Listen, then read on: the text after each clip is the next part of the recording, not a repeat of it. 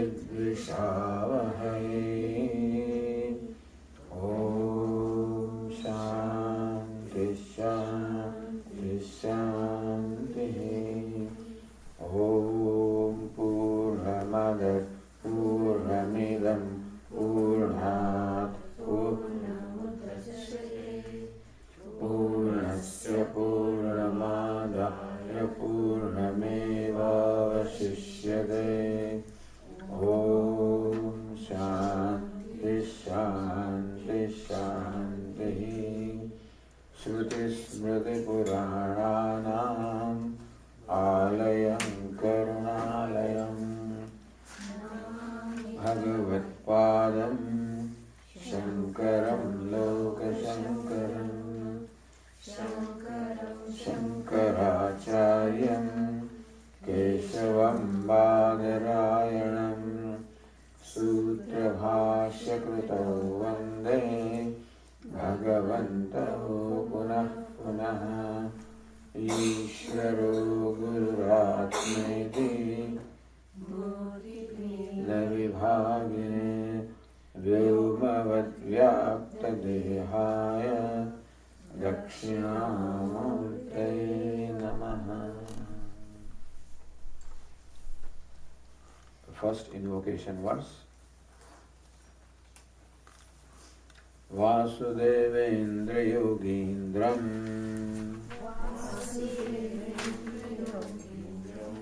Nattva Jnanapradam Gurum Mumukshunam Hitarthaya Tattvabodha Vidhiyate.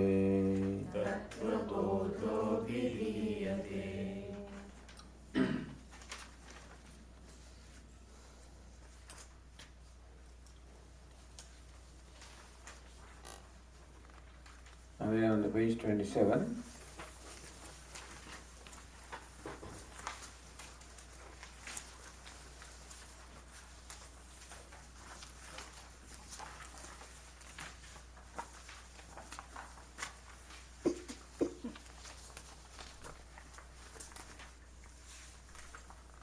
We read the third line. Atha Chaturvimshate Tattvotpatti Prakaram Vakshyamaha.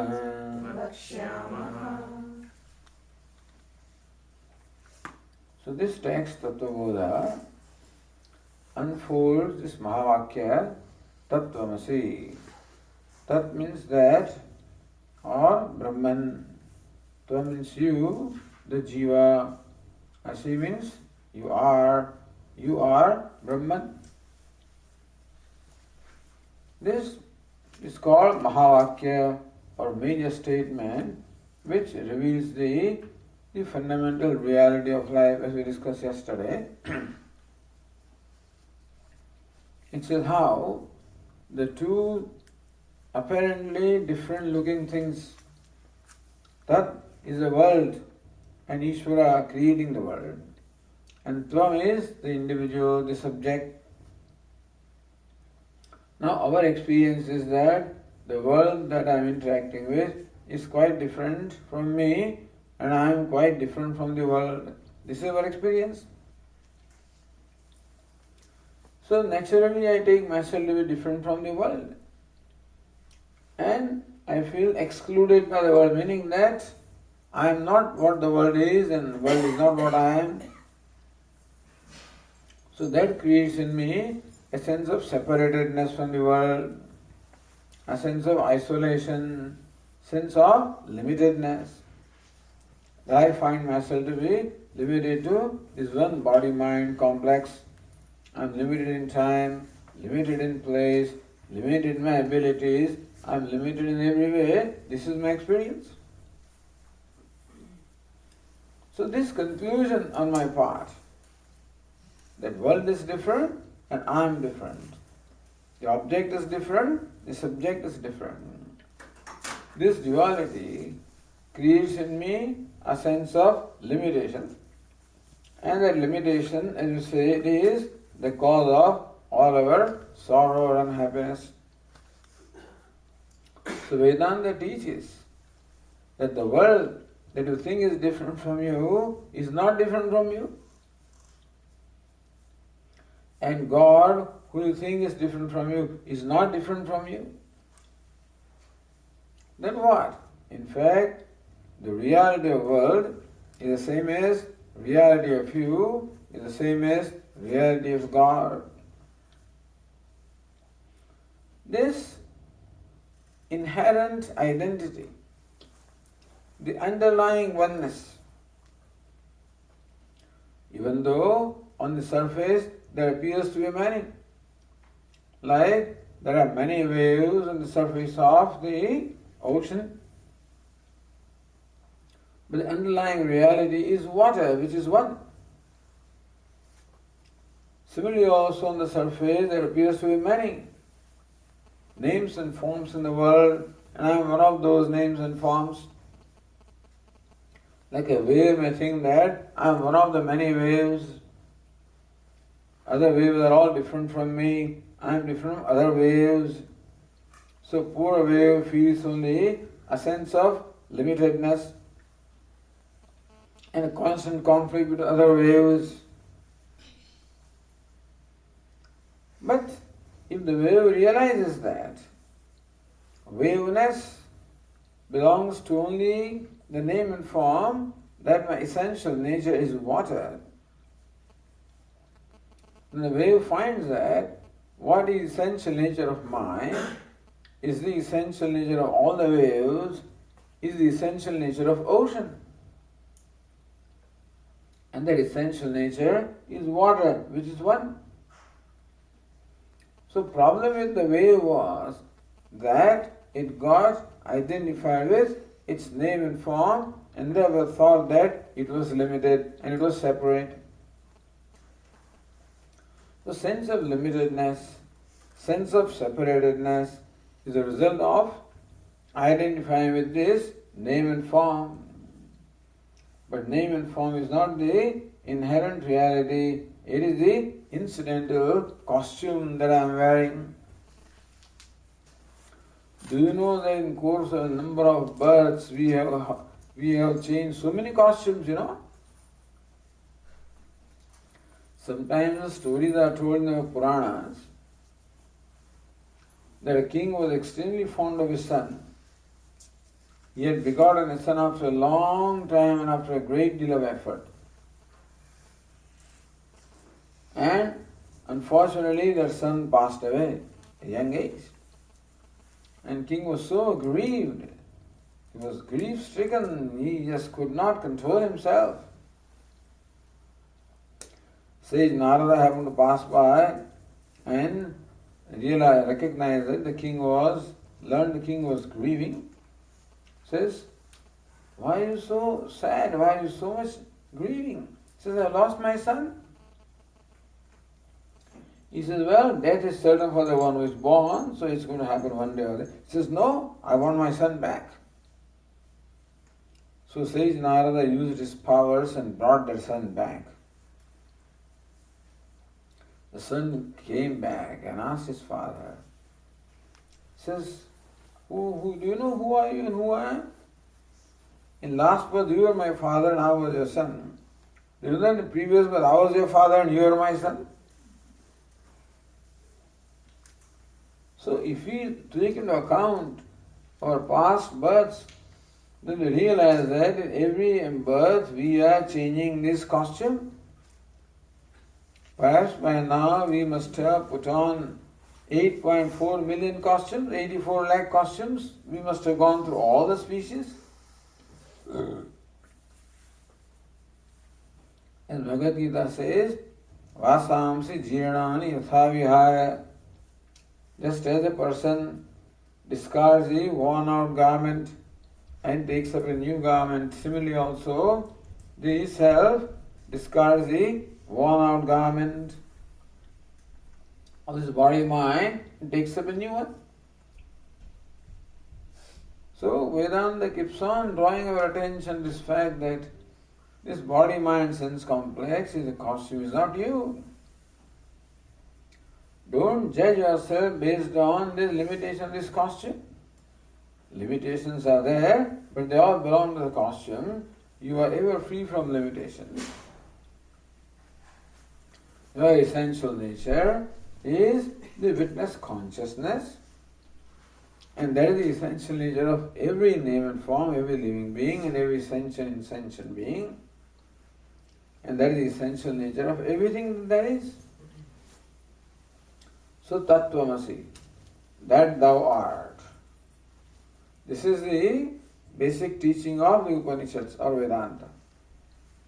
That you are Brahman, you are limitless. And this can be told to anybody. Not only a human being, the teacher can say this to even a mosquito, you are limitless. Although that sentence will have no meaning to a mosquito because it is not equipped to understand the meaning of the statement. But the idea is that whatever is limitless. Or the whole universe is a manifestation of the limitlessness, the limitless self. So therefore, and that this oneness or the inherent identity is expressed by this major statement, Tattvamasi, that thou art. This statement has three words, Tat, Tvam, Asi. Tvam means you, stands for the individual, for the jiva. So in Tattvabodha up to this point, the discussion centered around the unfolding of the meaning of the word Tvam or I, Atma Kaha,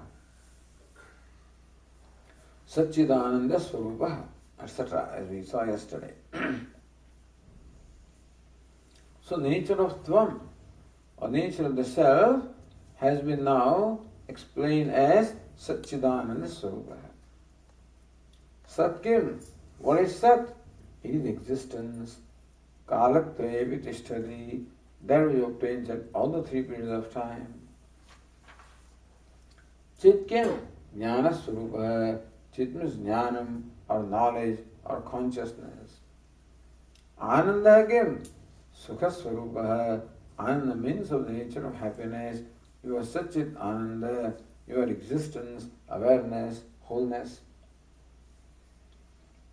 And all of this was explained with reference to what we call Atma, Anatma, Viveka. Because when we use the word I, not only is there consciousness included there, but then along with the consciousness of the true self, what is non-self also is included. So we include this body, the sense organs, the mind, the intellect, all of these things are also included in I. And so what is necessary to separate I from what is not I? Therefore, the question was asked, so what's the nature of the self? Said, Sthula Sukshma Karana Sharirat Vyatirikta, the self is distinct from the gross, subtle and the causal bodies.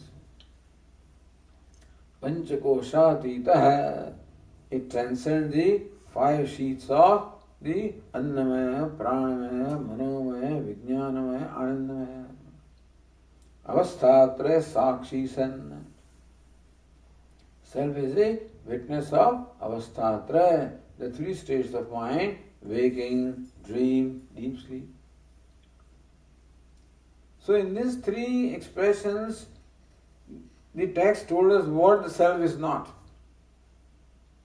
Sthula, Sukshma, Karana, Sharirat, Vyatirikta. Distinct from the gross, subtle and causal bodies, meaning that gross, subtle and causal bodies are not self.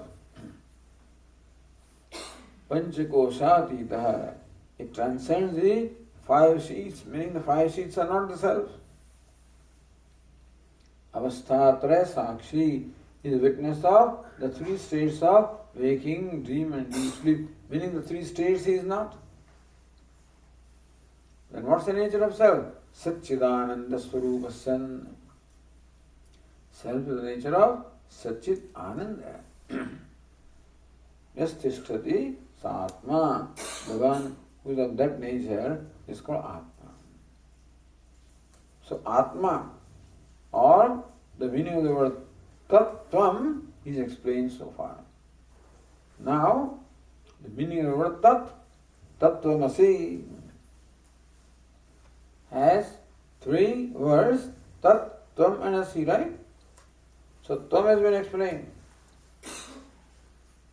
Now Tat is being explained. What is Tat means that? That which is different from me, remote from me. So the universe and the creator of the universe, both of these are included in Tat. So now the text proceeds to explain the meaning of the word Tat. So we are told Atha. It is written Atha, but it should be Atha. Chaturvimshati Tattvotpatti Prakaram Vakshyamaha. So now we will tell you the Prakaram, the mode of Utpatti, of the origin of Chaturvimshati Tattva. Vimshati means 20, Chatur means 4, Chaturvimshati means 20, Chaturvimshati means 24. Tattvotpatti Prakaram. We shall now describe to you the mode of the creation or origin of these 24 different elements or principles. So now the universe is analyzed. The idea is that what is different from Atma? What is the Drishya, the object, subject and object is all now analyzed. But you should know that the body also falls in the category of Jagat.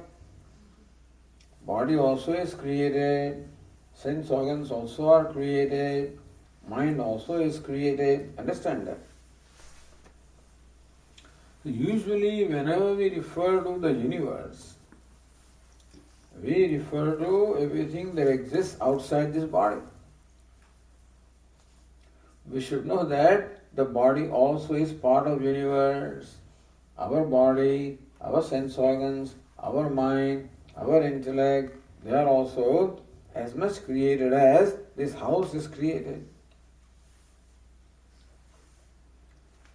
So here Tattvabodha, this text, has adopted a model of 24 elements or 24 basic principles.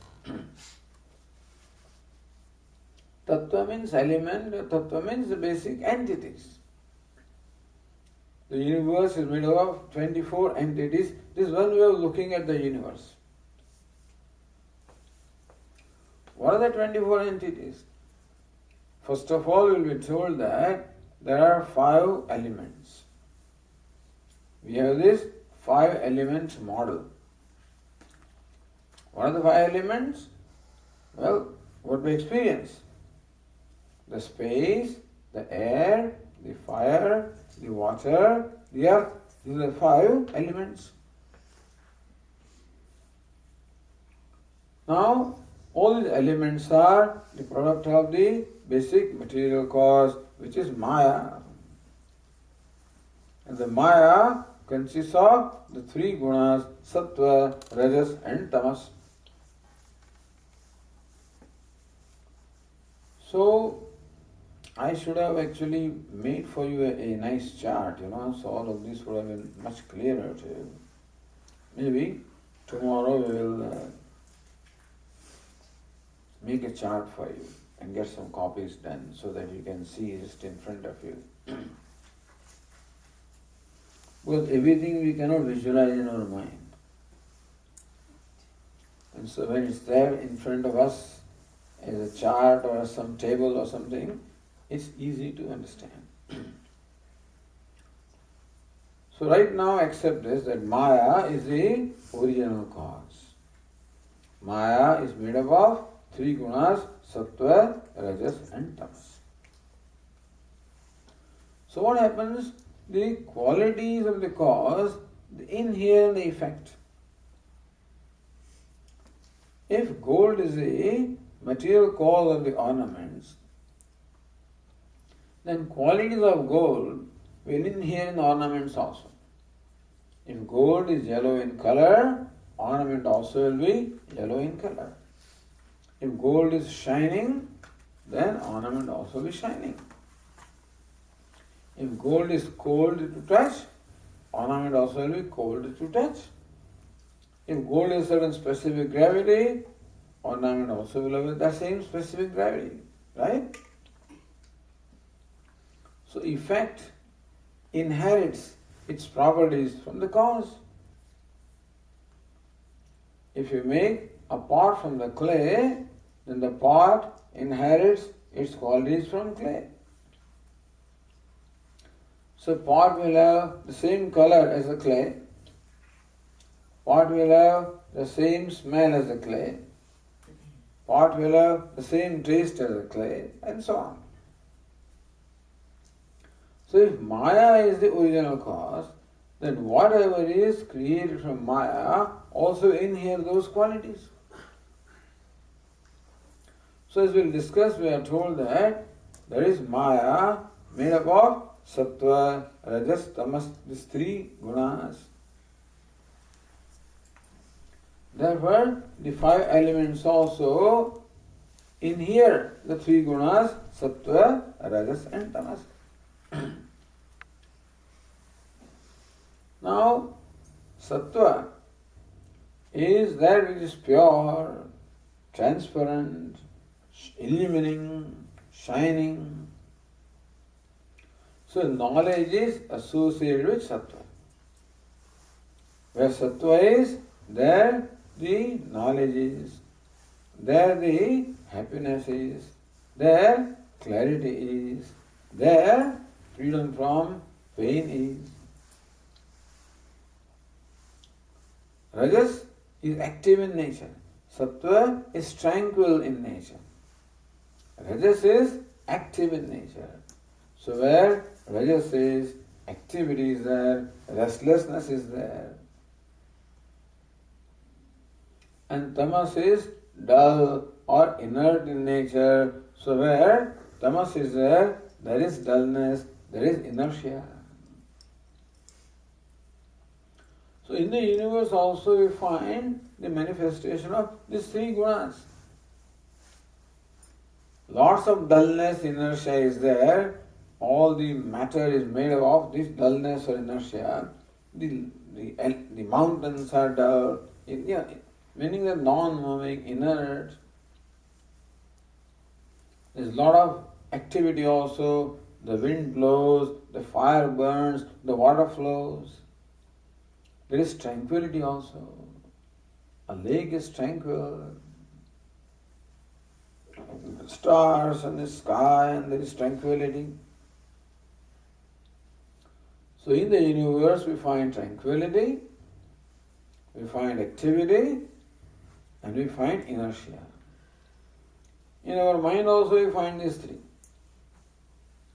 When the mind is predominant in sattva, then there is clarity. To compare these three gunas, to give you an example of a pool of water, like a pond. What is sattvicness? When there is no dirt and the surface is calm. At that time, that pool of water is very clear, transparent, and we can see what is at the bottom of the pool. That is the sattvic situation. Think of the wind and the surface becomes disturbed, then your perception of the bottom also becomes hazy.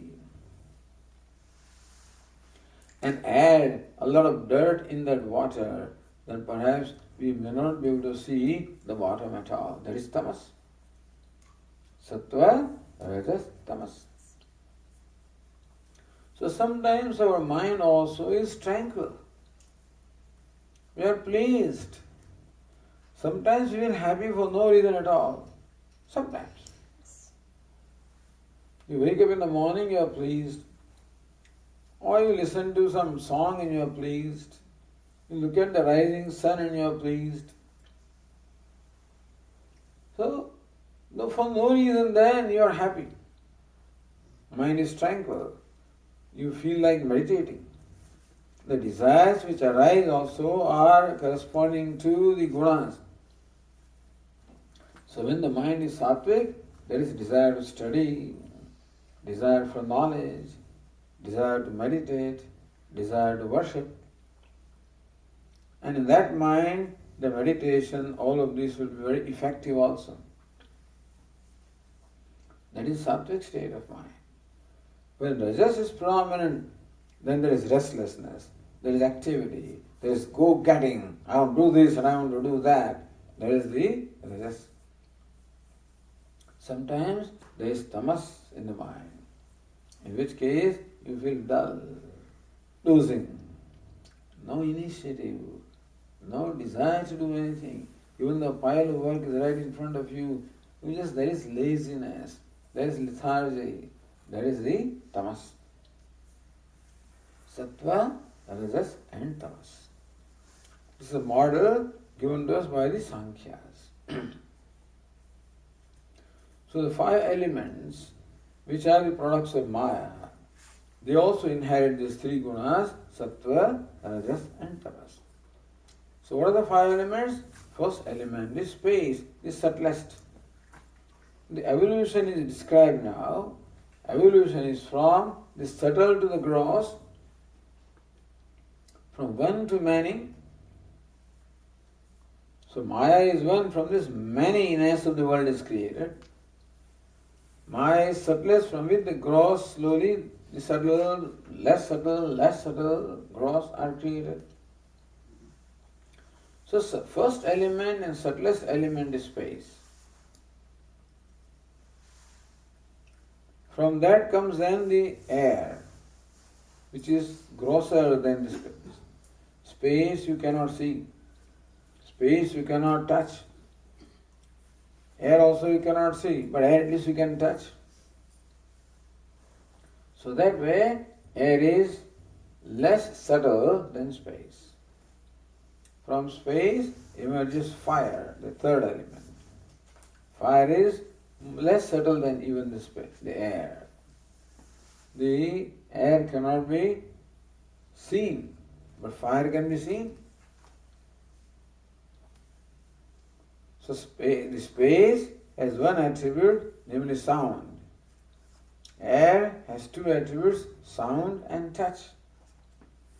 Then comes the fire, has 3 attributes, sound, meaning the fire you can hear, touch, you can touch the fire, and see, you can see the fire also. Then comes water. It has 4 attributes.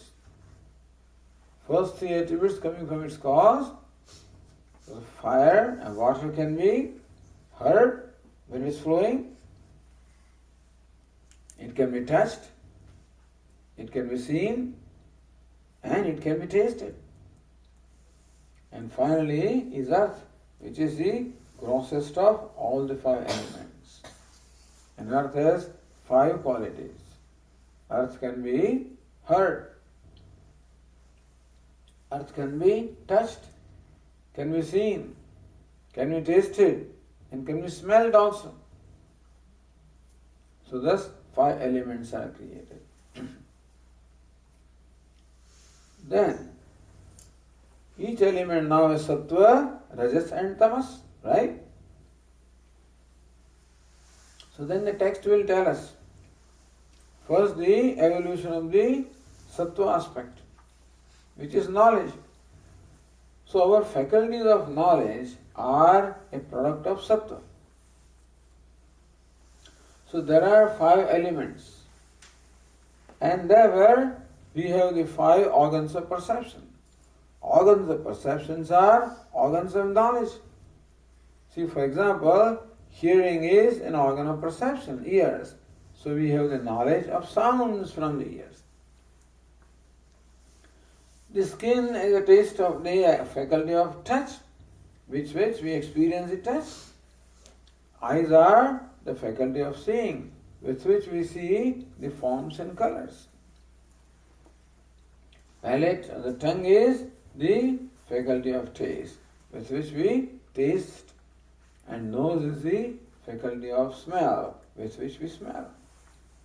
So Shabda, Sparsha, Rupa, Rasa, Gandha. Shabda, sound. Sparsha, touch. Rupa, color or form. Rasa, taste. Gandha, smell. So 5 elements and 5 corresponding qualities. Therefore, from those elements, corresponding sense organs are created. So space has the quality of sound. Therefore, from the sattva aspect of space, the faculty of hearing is created. Space has the quality of sound. And ears, they perceive the sound. So from the sattva aspect of space, the faculty of hearing is created. Next is the element vayu or the air. Do you remember what is the quality of air? Touch. And therefore, which organ of perception do you think is created from the sattva aspect of air? Skin, the organ of touch. Which is the third element? Fire. And what is the special quality of fire? Fire is color.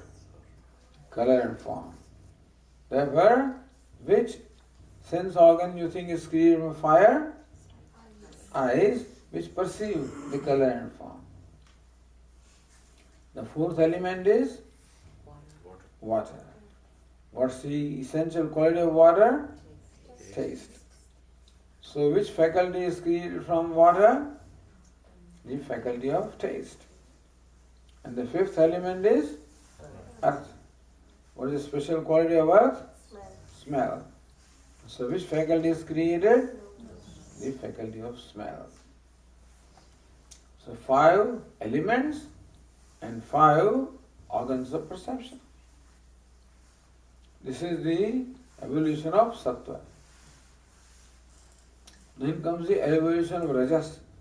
Remember that each element has rajas also. So now, let us go to the element space. Its quality is sound. So from the rajas aspect of the quality of space, rajas is activity. So organs of action are created from rajas. Sattva is knowledge. So organs of knowledge are created from sattva. Rajas is activity. And therefore the organs of action are created from rajas. So now if you look at the element space, whose quality is sound, from the rajas aspect of the element space is created speech. Speech is the organ of action. It produces sound. The ears perceive the sound. The speech produces sound. So you can see how the connection is there between our organs and the 5 elements, you understand? We have 5 organs of knowledge. So they perceive the qualities of those corresponding elements. Our actions are organs of action. So they respond with those particular qualities. So sound is the quality of space. From the rajas aspect of the element space is created the faculty of speech. What does speech do? Produces sound, right? Then second element is air. The quality is touch. So now we will be told that from the rajas aspect of the faculty of, from the rajas aspect of the element air is created hands.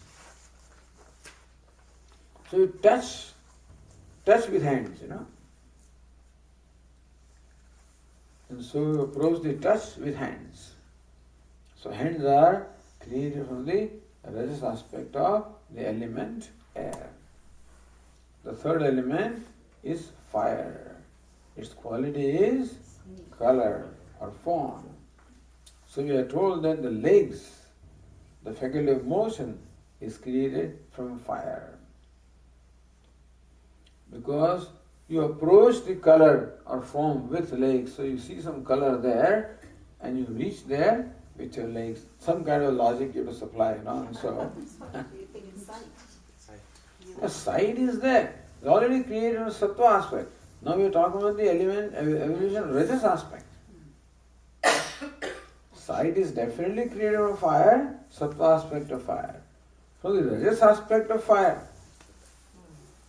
So just as we have 5 organs of perception, we have 5 organs of action. Speech, first organ of action. Hands, second organ of action. Legs, third organ of action. Organ of generation, fourth organ of action. An organ of excretion, fifth organ of action. So these are the 5 organs of action. Jnanendriyani, Karmendriyani. Jnana Indriya means sense organ. Jnana means knowledge. Jnanendriyani, sense organs of knowledge or sense organs of perception. Karmendriyani. Indriyani means sense organ. Karma means action. Karmendriyani is sense organs of action. So we have 5 organs of perception. So we looked at the correspondence of the 5 elements and 5 organs of perception through sattva aspect. Sattva is the aspect of knowledge. Now we come to rajas aspect of the 5 elements. So there also we are told how our 5 organs of action are created from the 5 elements. In some cases, it's easy to see the correspondence. In some cases, we will have to work a little harder. So, space element has the quality of sound. And from the rajas aspect of the element space is created organ of speech which produces sound. Because rajas is action, sattva is knowledge.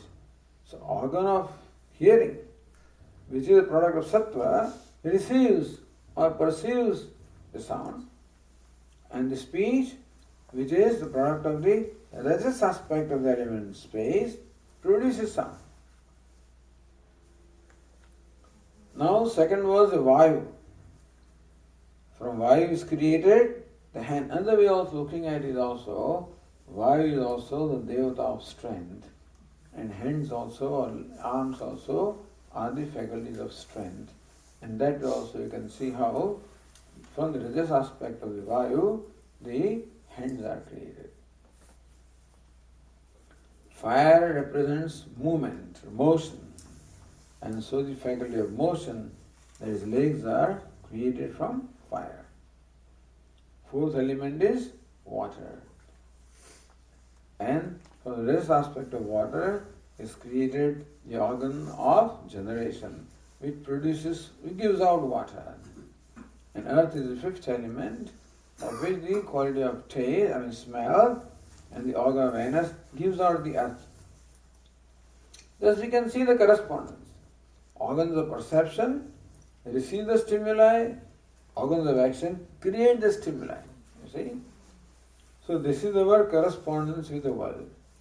We receive the stimuli from the world with organs of perception, and we produce the stimuli with the organs of action.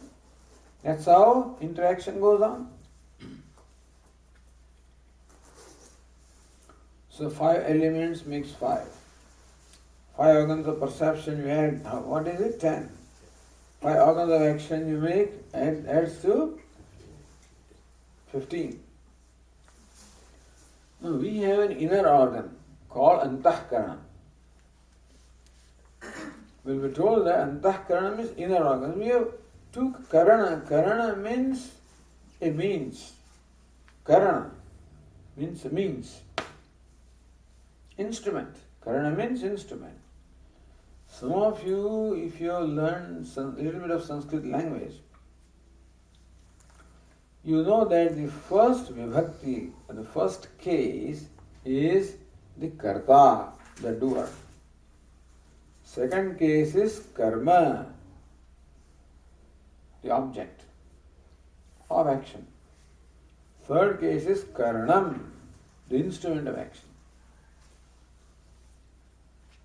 So organs of perception and organs of action are instruments. With organs of perception, they are instruments of knowledge. And organs of action are the instruments of action. But along with the organ of perception, we also require something else to know, and that is the mind. Even when these words are spoken, if momentarily our mind just runs away from here to something else, suppose you all of a sudden remember that, hey, you forgot to make that phone call. And the mind starts thinking, what will happen now? I had promised them to make a phone call at 8:30. I forgot to do that, this, that and whatnot. If the mind, suppose, starts thinking of something else, then even though these words are spoken, you don't hear. What did Swami say? Suppose Swami tells a joke and you missed it. What did he say? Because at that time the mind was not attentive. So we know from our experience that you require the mind also along with sense organs, then only perception takes place.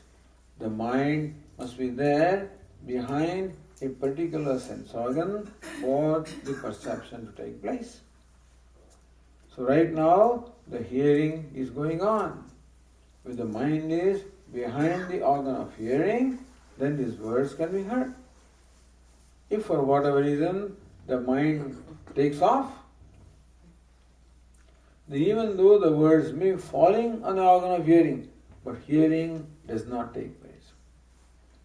So over and above the organs of perception, which are external organs, we require an inner organ called mind. So inner means antah, organ means karanam, antah karanam, inner organ. Bahya karanam, external organs. Antah karanam, inner organ. So along with the external organs, we also require inner organ, which in English is called mind, but which in Vedanta has 4 names. One faculty has 4 names, depending upon what function it performs.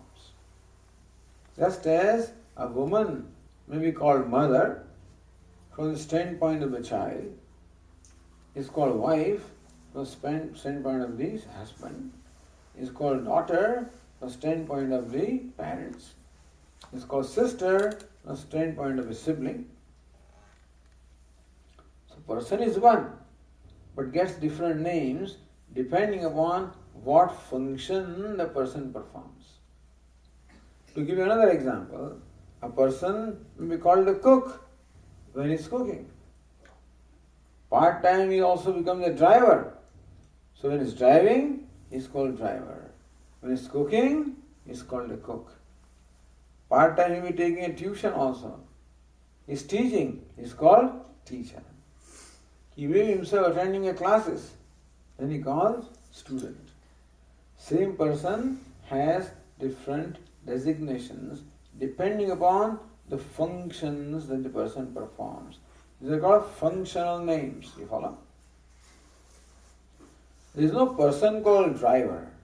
Person gets the designation of driver when that person performs the act of driving, correct?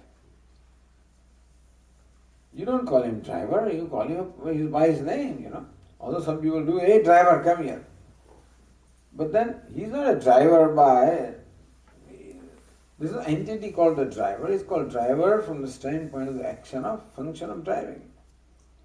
Same person may be called cook elsewhere when he performs the function of cooking. Another person is called a reader when he performs the act of reading. So similarly, our mind performs 4 kinds of functions. Therefore, the same mind gets 4 designations. The 4 functions identified in Vedanta are first, manaha, one is called manas, which may be translated as mind, but manas means manas. So we will discuss when we come to that. But before making a decision,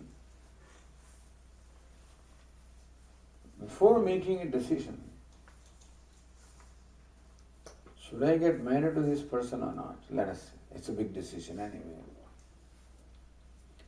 Before that, mind goes through a lot of gyrations. Oh, the horoscopes match. So I think it's a good idea to get married. But no, his religion is different, so I don't think I should get married. But no, the person is open-minded, so even though the religion is different, it's all right. But his parents are not happy with having somebody of different religion, so I should not get married. You see? Pros and cons. Before we come to any decision, the mind goes through the states where it is this side and that side. From this perspective, yes should be done. From the other perspective, no should not be done. This is called vacillating. Or sankalpa, vikalpa. Sankalpa, yes. Vikalpa, no. So before making a decision, the mind generally goes through this process. So when the mind is going through that process, it is called manas. Sankalpa vikalpatmakam. Sankalpa means one side, vikalpa the opposite side. Should I, suppose at night a bowl of ice cream is placed before you. Oh, I love ice cream, I want to eat it. No, if I eat ice cream, there is too many calories. No, it's no good. Oh, the solid will burn the calories tomorrow. No, but if I eat this ice cream, too much sugar, I can't get sleep. Oh, we'll take a sleeping pill, no problem. But the sleeping pill creates constipation. Like that, the mind may go through different kinds of, this state of the mind is called manas in Sanskrit. So sometimes we are doubting things. The doubting faculty also is called manas, or this vacillating faculty on sankalpa vikalpa atmika is also called manas. And finally you come to a decision. No ice cream tonight. That's it. Oh yes, I'm going to have it. I'm going to get married. No, I'm not going to get it. Final decision. When the mind comes to the stage of decision, it is called buddhi. So, buddhi is not a different mind, understand? It's a different state of mind. When the mind is in a state of pros and cons, you call it manas. The same mind makes the ultimate decision. It's called nischayatmika antahkarana vritti. Nischaya is done. I'm going to do this, not going to do this. You come to a decision. So coming to a judgment, opinion, decision, this is the role of the buddhi. Third is remembrance. Remembering what we had experienced in the past. That when the mind remembers past experiences, it is called chittam. Or when the mind is deliberating, then also it is called chittam. Chintana kartru chittam, and is deliberating upon something, inquiring into something, is called chittam. And the fourth faculty, the mind asserts the I-ness, the egoism, the ahankara, is the fourth function that the mind performs. So mind is recognized as performing four functions. And because of that, it is given the four names. Manaha, buddhi, chittam, ahankara. Four. So this mind is there behind all the organs of perception. So we say that each individual organ of perception is made up of the respective sattva aspect of that element. Just as organ of hearing is made from the sattva aspect of element space. The organ of the eyes are made of the sattva aspect of the element fire. The nose is created from the sattva aspect of the element earth. But mind should be behind all of them.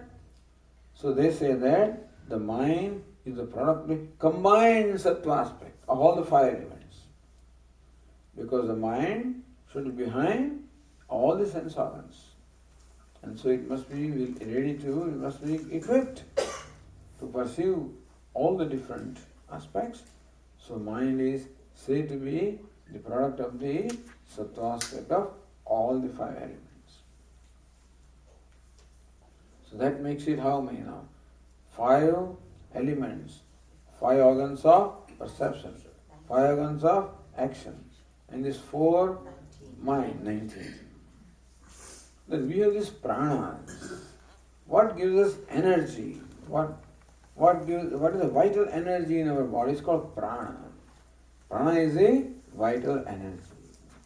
That energy or the strength is required to perform any action. And so, prana is behind all the organs of action. Therefore, the pranas are the product of the combined rajas aspect of the elements. Prana, five pranas. So that makes 24. But if you consider manaha, buddhi, chitta, ahankara as 4. It's 19, Swamiji, that was. And then add 5 pranas to that. Right, 5 pranas. 24. There are different ways of counting, So you can count differently, but here the 24 is told here. So understand this now. Today we are covering a lot of portion, but general discussion, so you get an overall idea.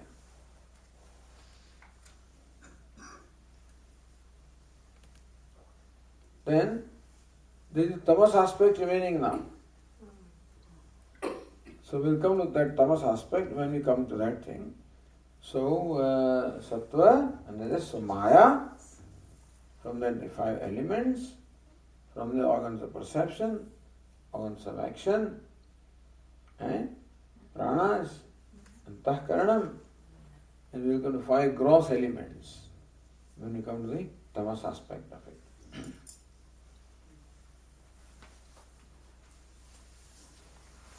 So, asa chaturvimsati tattvabodha prakaram vakshyamah. So now the teacher has commenced the discussion of Tattvabodha. Up to this passage, discussion was confined to Tvam Pada, to Atma or the Self. Now, begins a discussion of Tattvabodha, which stands for the universe as well as Ishvara. Now, when it comes to this creation of the universe, several questions arise for which Vedanta does not have, for which we don't have a very satisfactory answer. The question is, why did God create this world? What was the need? I don't know. So what's the answer? Maya. What is Maya? God has not really created the world, but Maya creates an appearance of the world where it really is not. What is only Brahman. Where Brahman is, Maya creates before us the illusion of the whole universe. So Maya can be compared to magic. There is a magician. He has the power of magic. And with the power of magic, he creates an appearance of something. A magician does not really create anything tangible. Nevertheless, magician can create an appearance of something, right? He can take in his hand a piece of newspaper and show you $100 bill. He can produce from the air an apple. A magician can do a variety of things. But we know very well that this is an appearance, not a reality. Right? However, as long as you are under the spell of magic, so long what the magician shows appears to be real. Is it not so? So, this K. Lal was a very famous musician in India. K. Lal. His name was Kantilal. He was a Gujarati person, interestingly enough, Kantilal. But Kantilal is not an impressive K. Lal. But amazing, for 50 years, he kept giving performances, hundreds of performances, thousands of performances. I had seen one performance when young. And he says, the water of Ganges, see a jug of water, which is filled with, I don't know what it is filled with. But he keeps on showing you. He pours water from that jug, the water of Ganges. After again it keeps on pouring, but the water never gets, the jug never gets emptied at all, Or he would have one big box of wood, in which he would put a girl or a woman clothes and then cut into pieces like that. You can see that these are all separate pieces, and she will come alive, in one piece, etc. So this different kinds of magic was created. And so what is magic? Creating an appearance of what is not there. What is really not there. Similarly also, Maya can be translated, Maya is like magic. Maya creates an appearance of what is not really there. Maya has created an appearance of the world. If you analyze what this world is, it will turn out to be what? For example, even if you take the scientific method, that the physicists take matter and keep on dividing it, subdividing and subdividing and subdividing. Ultimately, there remains no more tangible matter. What remains is energy, which is not tangible. So what looks like a tangible creation, a solid creation, turns out to be not tangible at all. Einstein showed, Einstein carried out various experiments of relativity and showed that what you see depends upon how you see. So if you are riding a space vehicle, a space rocket, which can really go at a very fast speed, that as your speed increases, you find that these very solid or tangible lines, they start blurring. Right now the column looks very tangible and very solid line, But if you are riding a spacecraft which is really flying at a very, very high speed, then you find that this column is not really a tangible, straight, solid column. It starts becoming wavy. And faster you ride, more wavy it becomes. And if you ride at the speed of light, it disappears. The column disappears from your sight if you ride in a spacecraft at the speed of light. That cannot happen. There is nothing that is. So Einstein said that nothing can ever go faster than light. Recently, some scientists now have discovered that it is possible to even exceed the speed of light. If that turns out to be true, then Einstein will be wrong. Anyway, that will always go on, you see, this kind of research, etc. But the whole point of the matter is that what appears very solid and tangible from one standpoint turns out to be not tangible at all from another standpoint. Similarly, the whole universe also is a very tangible entity for us, as we are perceiving. But suppose you change your perception. Suppose you withdraw to a dream state,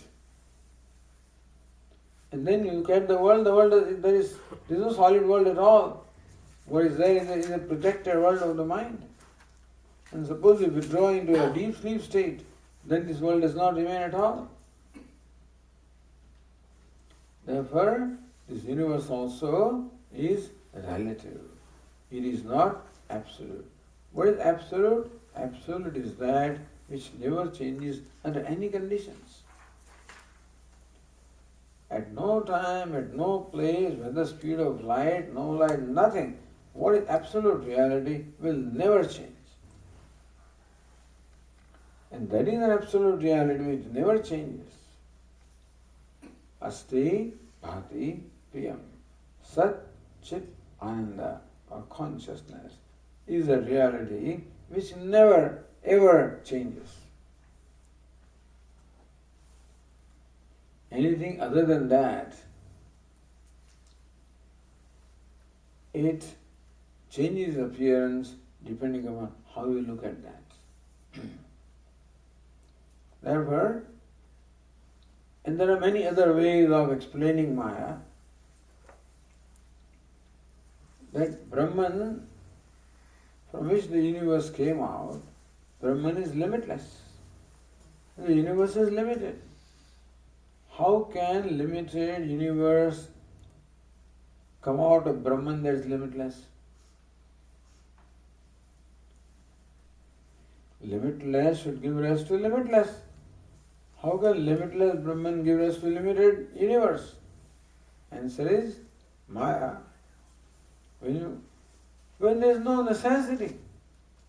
If Brahman is full and complete, there is no need for Brahman to do anything. Then why should Brahman create this world? Maya. So when you cannot give any logical answer to a question, Vedanta's answer is Maya. This we discussed last year actually. This Maya we did discuss last year. To explain Maya, we gave an example. told you a story of an elephant. See, there was a very wealthy person in the past who had a great deal of wealth. He had many cows and many horses and many elephants and lots of wealth he had, which he distributed among his 3 sons. And in his specific case, he had written what the eldest son should get, what the next one should get, what the other one should get. So after his death, his will was opened and came the lawyers and then started dividing the property as the father had desired. Then they came to the stable where the elephants are kept. And they counted the number of elephants. There were 17 elephants. And the father had written, the eldest son should get half the number of elephants. The second son should get 1/3 number of elephants. And the third son should get 1/9 number of elephants. The first son should get half the number of elephants. Second one should get 1/3 the number of elephants. And third one should get 1/9 the number of elephants. Remember, they counted the elephants. How many elephants were there? 17. How can you divide into, how can you get half of them to the son and 1/3 to this fellow? How do you do that? They were all confused, flabbergasted, they didn't know. Because the father was a very intelligent man and he would not write something unless it had a reason. So they were all puzzled.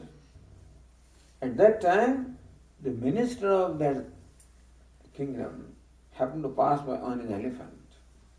The minister was a very learned, wise, intelligent person. So these people stopped him and requested him that we have a problem. What's the problem? They described the problem, that we have to divide the elephants in this manner. What do we do?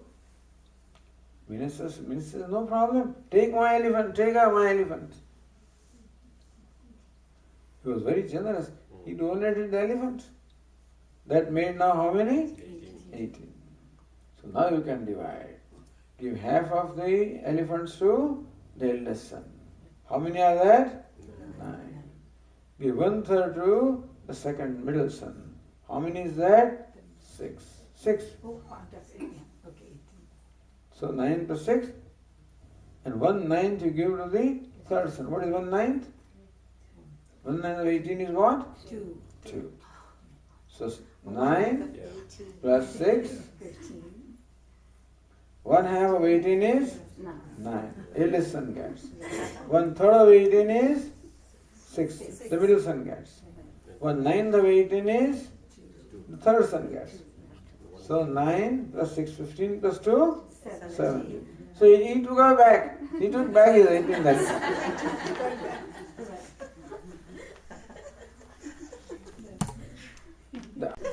to solve a problem. Also Maya is brought in to answer all the questions which cannot be answered. So now there is a question. In English, chicken or egg, which came first? Or in Sanskrit, the sprout or the seed, which came first? You cannot have sprout without the seed. You can't have seed without the sprout. Which came first? Maya. There is no beginning at all. How can something without beginning? The universe is there. It has no beginning at all. Can you think of that in your mind? Maya. So all the unanswerable questions are all disposed of, not answered, disposed of by the word Maya. That is why, but also another thing is that Brahman is limitless. Limitless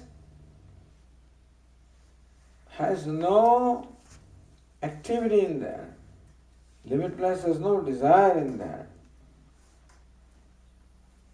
Limitless is one without a second. So question is, how did Brahman create? Why did it create? We have no answer. How did it create? What machinery did Brahman have to create this universe? Because machinery also is created, is not there. How did Brahman create the universe? From within himself. From within itself, like a spider. But he is changeless. Brahman is changeless.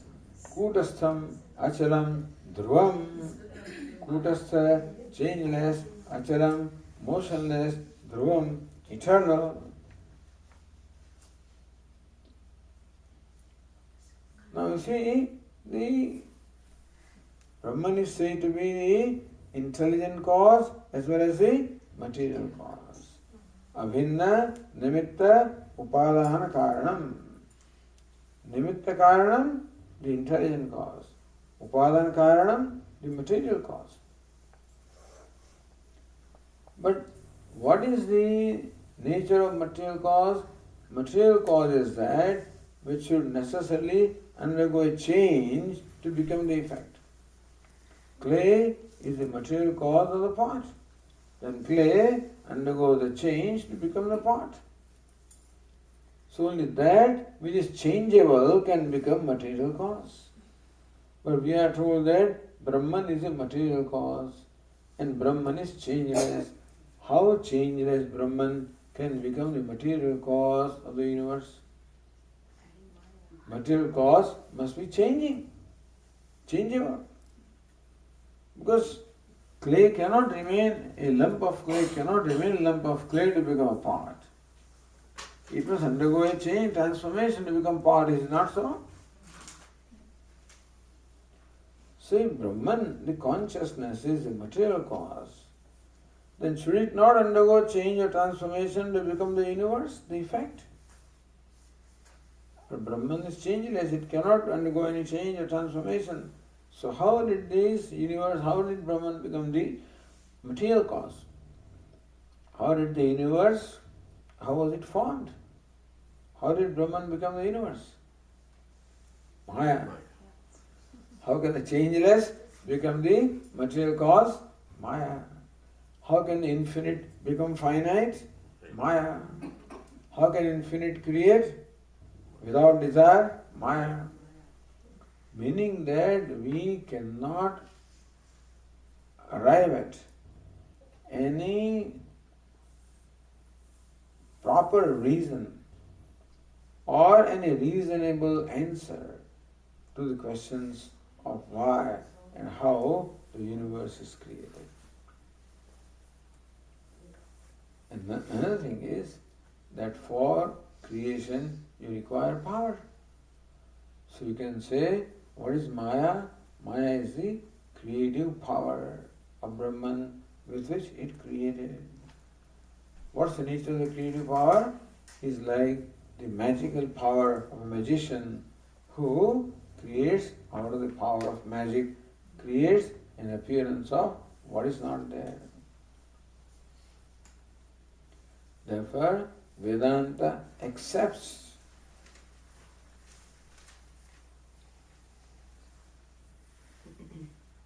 a principle called Maya to give an answer or avoid the answer of all the questions.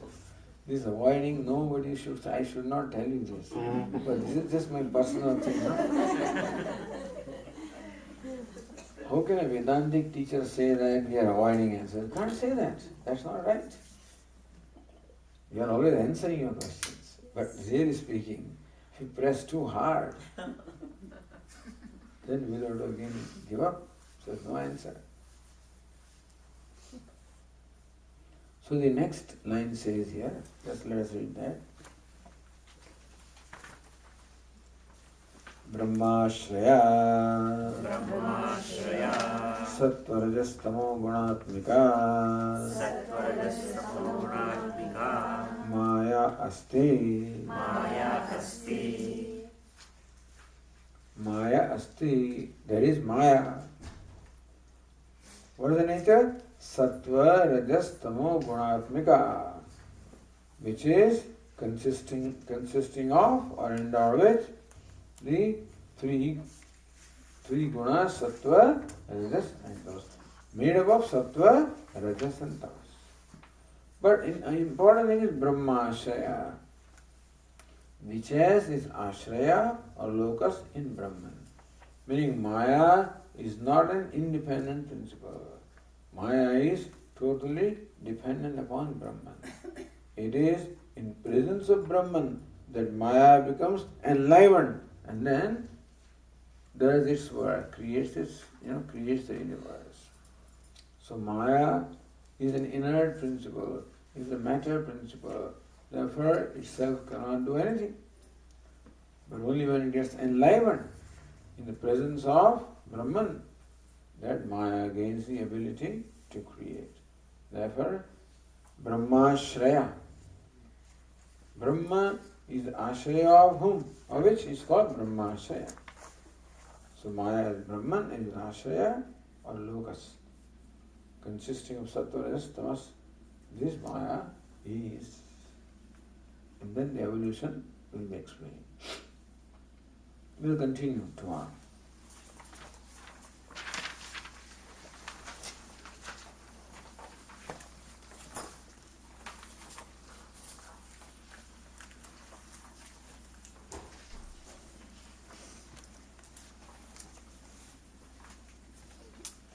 Om Purnamada Purnamidam Purnat Purnamudachyate Purnasya Purnamadaya Purnameva Vasishyate. Om Shanti Shanti Shanti.